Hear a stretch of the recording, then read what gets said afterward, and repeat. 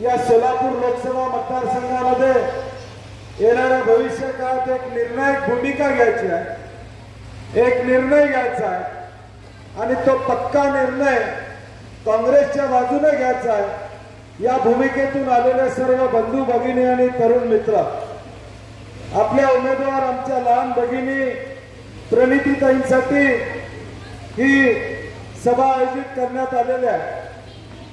वातावरण देखील त्या पद्धतीचं आहे। सोलापूरमधून अनेक लोक कोल्हापूरला येतात आणि येणारा प्रत्येक जण सांगतो की साहेब सोलापूरकरांनी ठरवलेलं आहे यावेळी प्रणितीताई खासदार होणार म्हणजे होणार।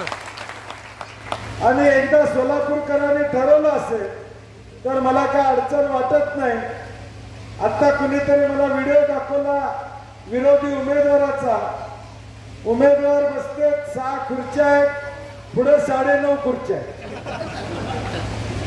जवळ 6 खुर्च्या आहेत, पुढे 9.5 खुर्च्या आहेत, माणसं नाहीत अशी उमेदवाराची विरोधी पक्षाच्या परिस्थिती त्या ठिकाणी। आणि ज्या कर्तृत्वान भगिनीनं आमदार म्हणून या सोलापूरमध्ये चांगल्या पद्धतीचं नाव केलं, चांगल्या पद्धतीनं काम केलं, त्याच भगिनीला आज मुंबईतून दिल्लीत पाठवायची संधी आपल्याला त्या ठिकाणी आलेली आहे। आदरणीय सुशीलकुमार शिंदे साहेबांचा कर्तृत्वाचा वारसा प्रणितीताई पुढे घेऊन जात असताना या सोलापुरातल्या सामान्य माणसाला आधार देण्याचं काम त्या करतात। आमची लहान बहीण म्हणून आम्ही तसेल आम्ही असो इथं आज आलेलो आहोत आणि आम्हाला अतिशय आनंद आहे की या भगिनीने आज निर्णय घेतला की फक्त सोलापूर विधानसभा नाही तर अख्ख्या सोलापूर लोकसभेमध्ये लोकांचे प्रश्न सोडवायचे आहेत, लोकांच्या अडचणीला साथ घालायची आहे, मदत करायची आहे आणि म्हणून दिल्लीच्या माध्यमातून तुम्हा लोकांना न्याय देण्यासाठी तुमचा भेटणारा खासदार आता तुम्हाला मिळणार। मागची 5 वर्ष खासदार भेटले का नाही मला माहित नाही, 10 वर्ष नाही, कुठं जाहिरात दिली नाही सर्व पेपरला हरवले बक्षीस काय, म्हणजे 10 वर्ष जे खासदार म्हणून इथं मतं घेऊन गेले ते आपल्याला साधे भेटले सुद्धा नाही। आज तुमच्या घरातली मुलगी तुमची बहीण या नात्यानं प्रणिती तुमच्या पुढे आलेली आहे। आता तुमची जबाबदारी आहे, सोलापूरकरांची जबाबदारी आहे, हा सोलापूर जिल्हा कुठल्या बाजूला जातो हा निर्णय येणाऱ्या 7 तारखेला आपल्याला त्या ठिकाणी घ्यावा लागेल। अनेक अडचणीचा उहापोह प्रणितीताईंनी केलेला आणि आम्हाला विश्वास आहे आम्ही मंत्री म्हणून आम्ही तसेल आम्ही काम केलं। नेहमी प्रणितीताईंनी आपल्या मतदारसंघाच्या विकासाची कामं घेऊन येण्याची भूमिका आमदार म्हणून सातत्यानं त्या ठिकाणी स्वीकारली आणि म्हणून एक शिकलेल्या बोलणाऱ्या अनुभव असणारा खासदार आज आपल्याला मिळणार आहे। आता आपली जबाबदारी आहे की मतदान करून त्यांना खासदार म्हणून निवडून देण्याची आपली जबाबदारी असणार। 10 वर्षाचा निष्क्रियतेचा अनुभव आपल्या पाठीशी आहे। आता पुढच्या 5 वर्षाचा 10 वर्षाचा 20 वर्षाचा पुढच्या काळातला विकासाचा अनुभव आपल्याला घ्यायचा असेल तर फक्त आणि फक्त प्रणितीताईच खासदार झाल्या पाहिजे ही भूमिका आपल्याला त्या ठिकाणी स्वीकारली। आज तालुक्यातले अनेक प्रश्न आहेत। राज्यात गेल्या 2 वर्षापूर्वी आलेलं सरकार हे फोडाफोडीचं आलेलं सरकार दुधाचं अनुदान जाहीर केलं, गाईच्या दुधाचं किती लोकांना मिळालं मला माहित नाही, मिळालं का? अटीच एवढ्या घातल्यात की ते 5 रुपये येता येता आमचे 50 रुपये संपले। म्हणजे मस घेतली होती दुधाला तर व्याला आली तरी 5 रुपये काय मिळाला नाही, अशी आमची परिस्थिती दुधाच्या अनुदानाची त्या ठिकाणी झाली। हे फसवा सरकार, ज्या सरकारनं नुसत्या घोषणा केल्या काही केलं नाही या पद्धतीचं हे सरकार आहे। मराठा आरक्षणाचे निर्णय झाले, कोण कोर्टात जाते हो?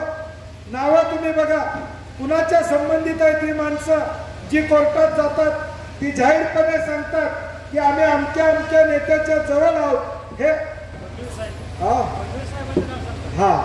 फडणवीस साहेबांचं नाव सांगतात की आम्ही यांच्या जवळ आहोत, तीच माणसं कोर्टात जातात, हे आरक्षण थांबवायचं काम त्या ठिकाणी करतात। मग नेमका आरक्षणाला विरोध कुणाचा आहे हे लोकांना आता लक्षात आलेलं आहे। आणि म्हणून माझी विनंती आहे की अनेक जाहीरनाम्यातले मुद्दे अमित देशमुखांनी आपल्या समोर सांगितले, विशेष करून महिलांना, गरीब महिलांना महिन्याला 8,500 म्हणजे वर्षाला 1,00,000 रुपये काँग्रेसची सत्ता आल्यावर तुमच्या अकाउंटवर डायरेक्ट त्या ठिकाणी मिळणार।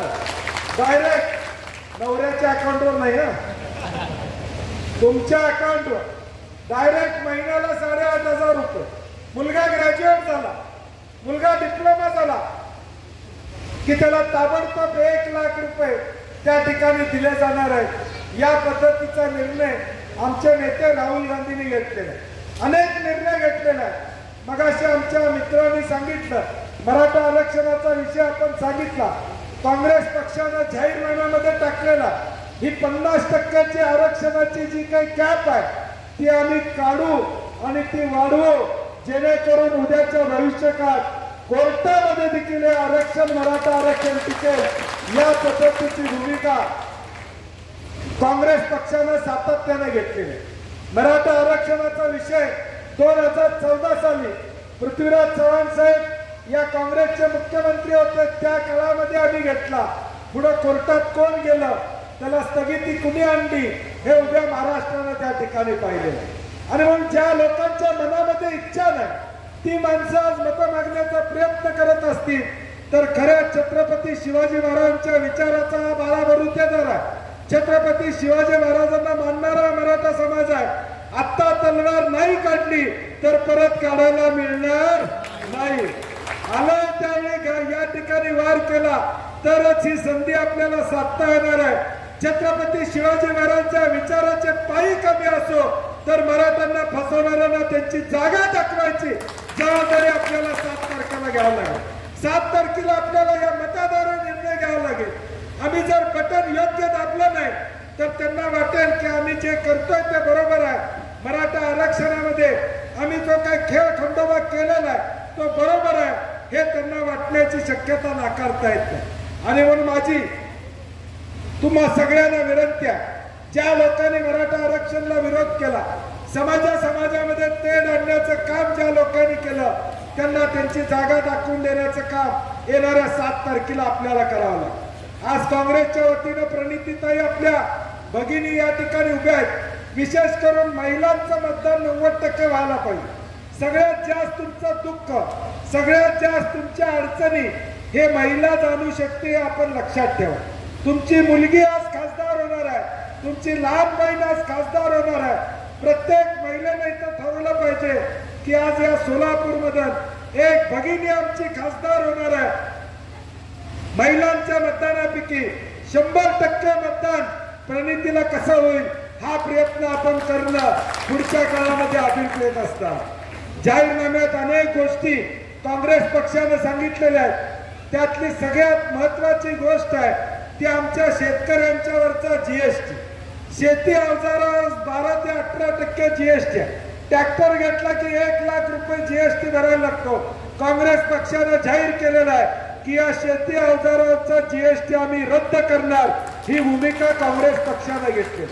MSP प्रमाणे भाव द्यायची भूमिका काँग्रेस पक्षाने स्वीकारलेली आहे। हे सगळं जर आमच्या पदरात पाडून घ्यायचं असेल, आलेलं जेवणाचं ताट आम्हाला जेवायचं असेल तर योग्य निर्णय घेणं ही आमची जबाबदारी या ठिकाणी असणार आहे। आणि मला खात्री आहे की येणाऱ्या 7 तारखेला आपण दुसरा कुठलाही विचार करणार नाही, कोण काय म्हणतं याचा विचार न करता आपल्याला काँग्रेस पक्ष, शिवसेना, राष्ट्रवादी, महाविकास आघाडी म्हणून, इंडिया आघाडी म्हणून प्रणितीताईंना आपण खासदार करा।